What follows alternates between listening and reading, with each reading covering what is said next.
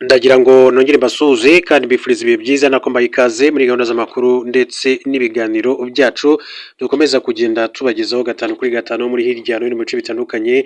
Nshimira cyane abantu mwamaze kuramuka kuko ryanditse ijambo subscribe cyangwa se sabone mugakandaho, namwe mutari mwabikora igihe ni iki ngiki kugira ngo dukomezanye uru rugendo, aho nzajya mbaberaho mutari bagezaho amakuru atandukanye bakomeza kugenda avugwa yaba mu Rwanda, mu karere k'ibiyaga bigari, muri Uganda, Repubulika ya Demokarasi ya Kongo, igihugu cy'u Burundi ndetse n'igihugu cya Tanzania, hose rwose ni ukomeza kubakurikiranira gatanu kuri gatanu. Ariko kandi reka mbabwire ngo abantu namwe muri hanze y'igihugu cy'u Rwanda, by'umwihariko nshimira abantu bo muri Canada ndetse muri Leta Zunze Ubumwe za Amerika, ndabashimiye by'umwihariko bivanye ku mutima kubera yuko uru rugendo twarabanye kandi turacyakomeza kugenda tubana gatanu kuri gatanu. Namwe rero wenda nabashije kuvuga aho mukomoka ariko mukamudukurikirana, reka mwese mvuge ngo ibihe byiza. Ikaze rero, reka mbabwire ko minsi mike ishize, ndumva ni nko minsi nk'ibiri ishize, hari inkuru mperutse kubagezaho ijyanye n'amabonekerwa byavugaga ko yabereye mu karere ka Musanze mu ntara y'Amajyaruguru mu gihugu cy'u Rwanda.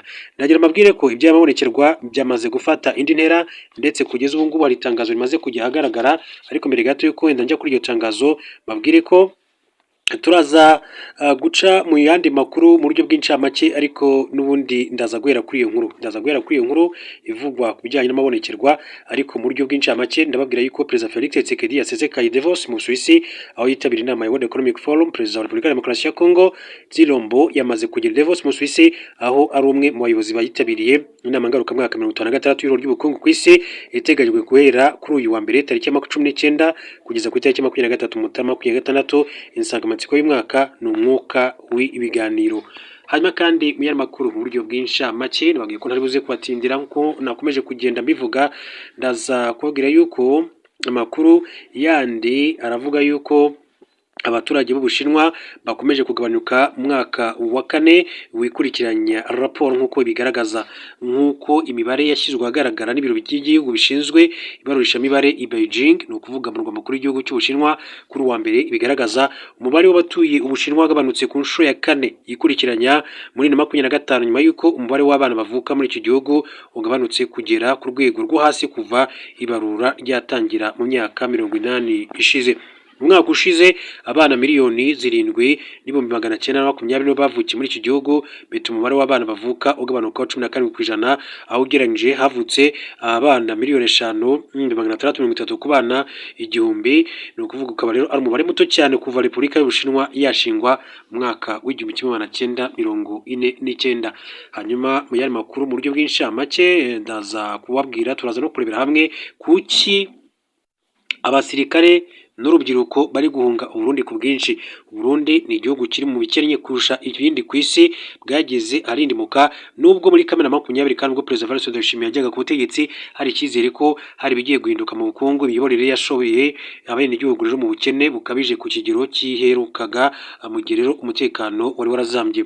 Ikibazo nyamukuru gishingiye ku masezerano Uburundi bwagiranye na Perezida Felix Tshisekedi ko yohereza abasirikare kurwanya ihuriro rya M23. Amasezerano yateje ibibazo bikomeye cyane kuko abasirikare b'Abarundi bari gupfira mu mashyamba ya Repubulika ya Demokarasi ya Kongo, abandi bakamara amezi cyangwa se imyaka badahembwa. Hanyuma rero izo ni zimwe mu mpamvu zikomeye cyane zitumeje gutuma abasirikare ndetse n'urubyiruko rwo mu gihugu cy'u Burundi bakomeza guhunga ku bwinshi. Ikaze muri amakuru. Kiliziya Gatolika mu Rwanda yitandukanyije n'abavuze ko babonekewe na Bikira Mariya i Musanze mu ntara y'Amajyaruguru mu Rwanda. Ubuyobozi bwa Kiliziya Gatolika mu Rwanda ndetse n'ubuyobozi bw'akarere ka Musanze bwitandukanyije n'amakuru yatangajwe ashimangira ko muri kariya karere ka Musanze habereye amabonekerwa ya Bikira Mariya. Ese ukuri ni ukuhe? Inkuru y'amabonekerwa yatangiye gukwirakwira mu gitondo cyo ku itariki ya 17 Mutarama 2026. Bivugwa ko Bikira Mariya yabonekeye abana babiri bo mu rwunge rw'amashuri rwa Rwinzovu, ndetse ishusho ye igaragara mu giti cy'ipoto y'amashanyarazi. Iri shuri riherereye mu mudugudu wa Rwinzovu, akagari ka Murago ho mu murenge wa Gataraga, ari naryo bivugwa ko rero yabereyeho iryo bonekerwa.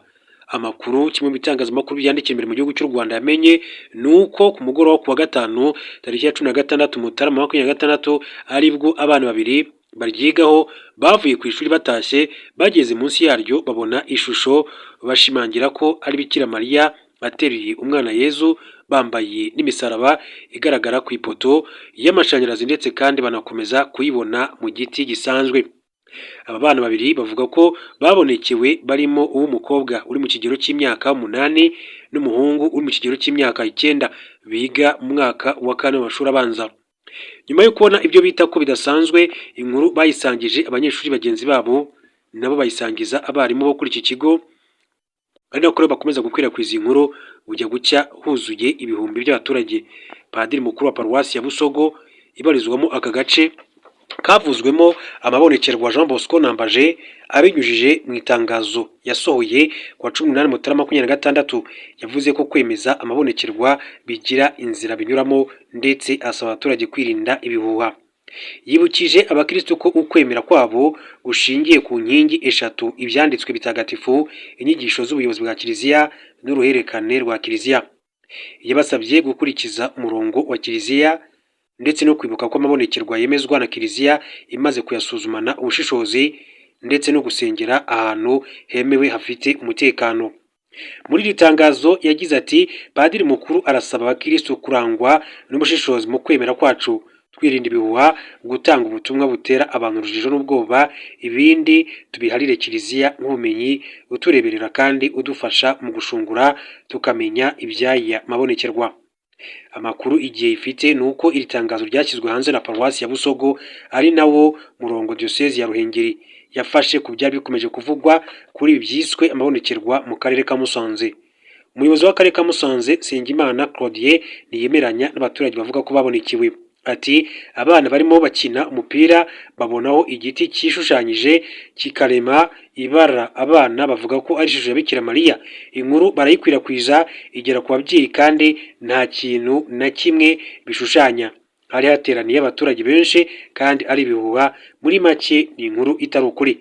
Bamwe mu baturage bageze aho bavuga ko habereye ibonekerwa bavuga ko ibyo babonye ari ibitangaza.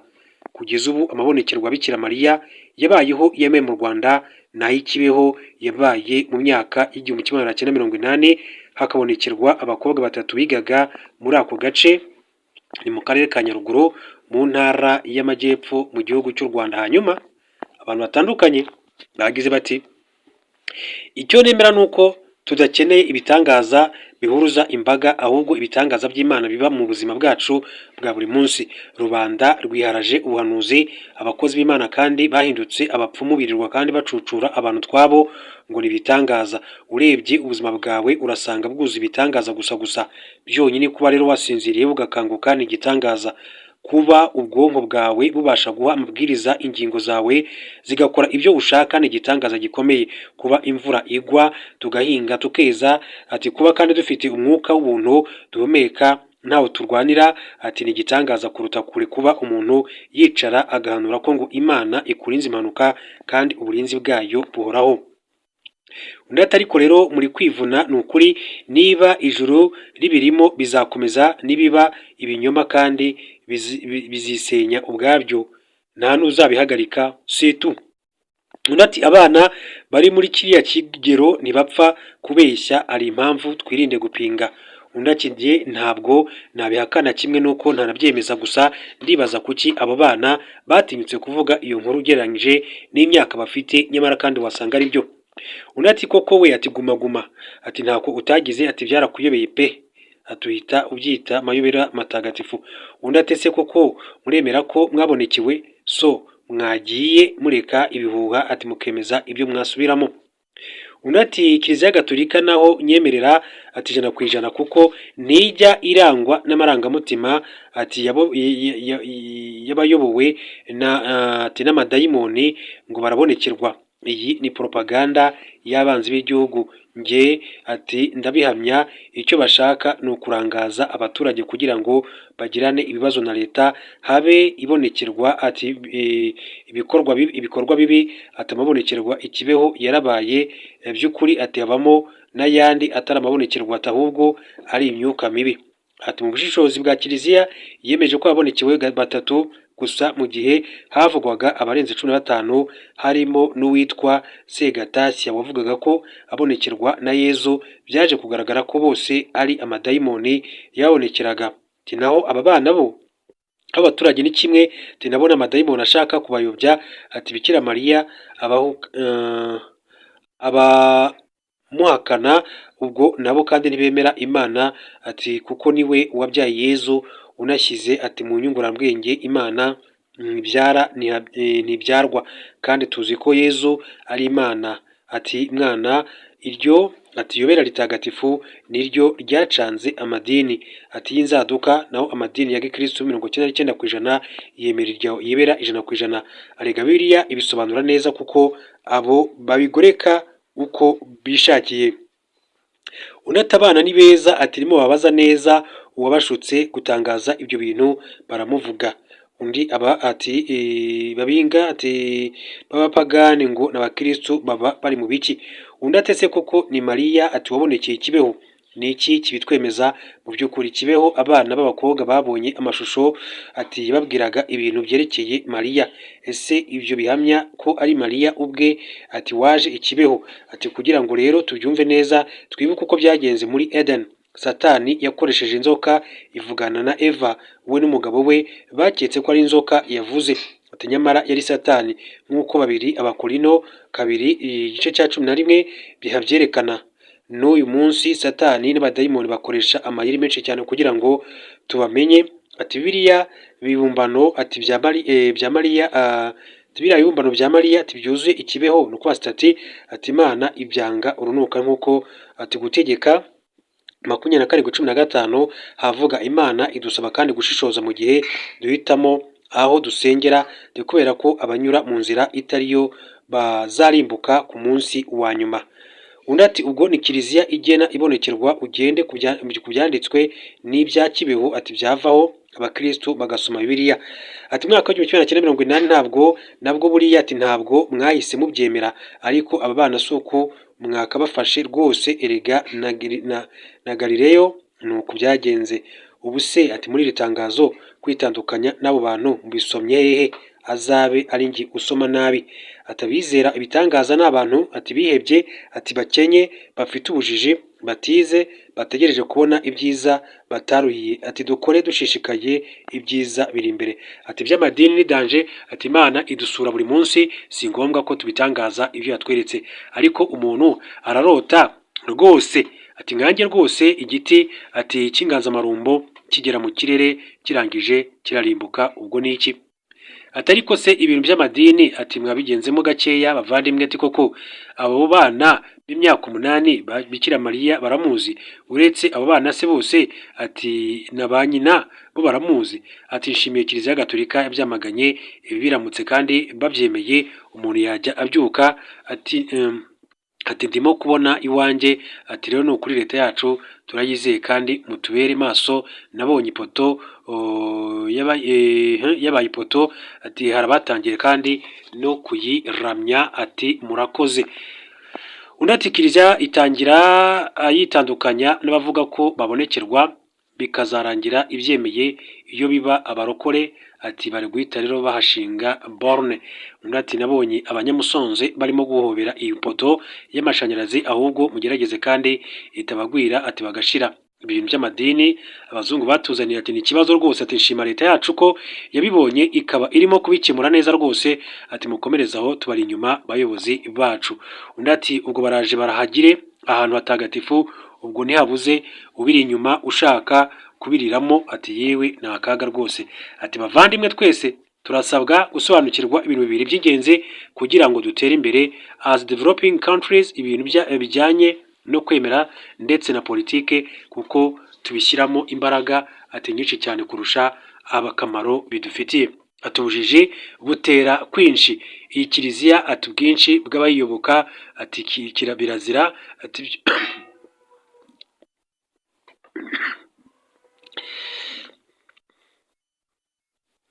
ibyo bibagaburira ati bameze nk'abafana ba Rayon Sport ati bakurikira radio ya SKFM ati kuri YouTube. Undi ati kubeshya kubonekerwa i Musanze ndetse na Kibeho ni ikinyoma gitagatifu kinambaye ubusa kimaze imyaka 40 harimo ati n'ubukoroni mu by'ubwenge ati Kibeho ntaho bitangira bavugaga ko ari ikinyoma bitangiye batuvuga ko ari ikinyoma biza kurangira Katolika ikinyoma gihaye intebe ati kirafata none kiraganje ati kwemera icyo utabonye n'urugendo be ati kuvuga ko ari ibihuha ati ahubwo bavuge ko bari kubikurikirana ngo bamenye ukuri kwabyo. Icya kabiri ni ukumenya ngo havugiwe iki. Leta nifungura isengero ababishinzwe babone uko bita kuri roho z'abana. Undi ati inkuru ntiyuzuye ati kuko urebye hopeful ati igihuha kiza guhabwa agaciro no gukwirakwizwa nk'uku n'igihe mubikoze. Ati wabonekewe ntimuvuze ngo ubundi yabonye iki, gisobanura iki? Ubwo se muzi ikintu bita baringa? Ati mushobora kandi kunyonga iki gitekerezo ariko ntabwo inkuru icukumbuye kandi bafashe umwanya wo kwivuguruza bayihaye agaciro kadahari kuko bariye bana niba uko mubyanditse ariko byagenze ati bikanze baringa ati barahuruza ati abahuruye nabo bakwirakwiza ibyo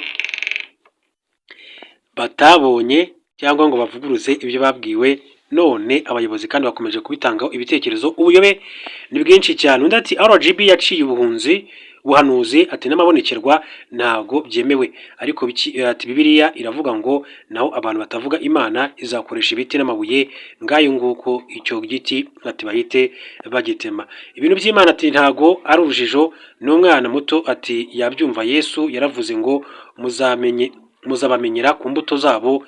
Ibitangaza si byo bizajyana abantu mu ijuru keretse kuva mu byaha. Nta na hamwe Yesu cyangwa se Yezu na Bikira Mariya babonekera inzego za leta kandi kenshi bikundira abana bato nk'abariya ati ahubwo hasabwe amasengesho nimba ari byo ubwabo ati ntibikanga bazagaruka. Ibyo